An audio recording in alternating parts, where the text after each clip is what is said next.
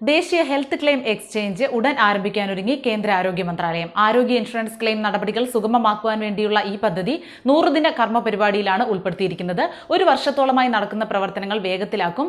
സമയതാമസമില്ലാതെ ഡിജിറ്റലായി insurance claim ചെയ്യാനും കഴിയും. ഏകീകൃത സംവിധാനം വരുന്നതോടെ നടപടിക്രമങ്ങൾ ലളിതമാകുമെന്നും ആരോഗ്യ മന്ത്രാലയം അധികൃതർ വ്യക്തമാക്കി.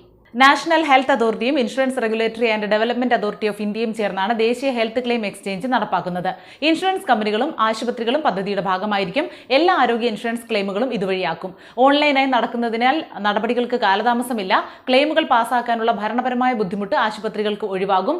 മാത്രമല്ല, ക്ലെയിം നേടിയെടുക്കാനുള്ള ഭാരിച്ച നടപടിക്രമങ്ങളിൽ നിന്ന് രോഗികൾക്ക് മോചനവുമാവും. പദ്ധതിയുമായി സഹകരിക്കാൻ 30ഓളം ഇൻഷുറൻസ് കമ്പനികൾ ഇതിനകം മുന്നോട്ട് വന്നിട്ടുണ്ട്. NHCX പ്രോത്സാഹിപ്പിക്കാൻ ആശുപത്രികൾക്ക് സാമ്പത്തിക ഇളവ് നൽകുന്നതും പരിഗണനയിലുണ്ട്. 2023 ഇതിന് രൂപം നൽകിയെങ്കിലും പദ്ധതി നിലവിൽ വന്നിട്ടില്ല. രോഗികളുടെ ചികിത്സാ വിവരങ്ങളും ഇൻഷുറൻസ് വിവരങ്ങളും എല്ലാം ഡിജിറ്റലാക്കുമ്പോൾ ഡേറ്റ സുരക്ഷയുമായി ബന്ധപ്പെട്ട ആശങ്കയുമുണ്ട്.